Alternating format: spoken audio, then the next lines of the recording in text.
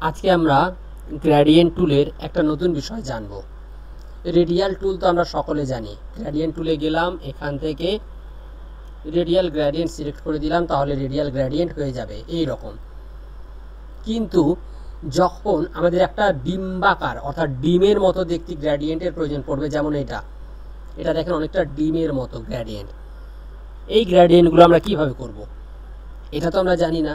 চলেন এবার দেখি এটা কিভাবে করা যায়। প্রথমে আমি জাস্ট এখান থেকে একটা বৃত্ত নিলাম, ছিল এটাকে আমি রেডিয়াল করলাম। রেডিয়াল করার পরে এই যে দেখেন এখানে প্রথমে নরমাল সিলেকশন টুল সিলেক্ট করার পরে এখানে দেখব এই যে এখানে অ্যাসপেক্ট রেশিও এর পাশে 100% লেখা আছে। এটাকে আমরা একটু কমিয়ে নিব ইচ্ছা মতো, প্রয়োজন মতো।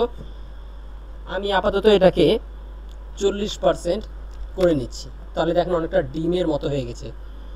একটু খারাপ লাগছে, এই জন্য এটাকে 40 থেকে একটু বাড়ায় 65 করে দিলাম। মোটামুটি অনেকটা ডিমের আকৃতি নিয়ে নিল গ্রেডিয়েন্টটা। এখন কথা হচ্ছে এই গ্রেডিয়েন্টটা এখন এই অ্যাঙ্গেলে আছে, এটাকে যদি অন্য অ্যাঙ্গেলে নিয়ে যেতে চাই, এই যে এখানে গেলে দেখবেন একটা এই যে রাউন্ড করার মতো অপশন আসতেছে। এটাকে বাম ক্লিক করে ইচ্ছে মতো যে কোনো অ্যাঙ্গেলে চেঞ্জ করা যাবে।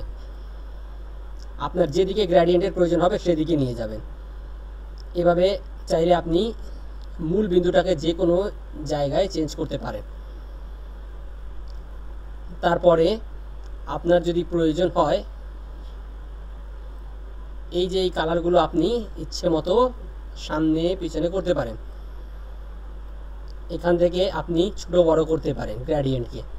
এভাবে আপনি এই স্টেপগুলো ফলো করার মাধ্যমে খুব সহজে ওভাল গ্রেডিয়েন্ট বা ডিমের মতো বা ডিম্বাকার গ্রেডিয়েন্ট আপনি করে নিতে পারেন অ্যাডোবি ইলাস্ট্রেটরে। আশা করি এই ভিডিওটা আপনাদের অনেক উপকারে আসবে। ধন্যবাদ।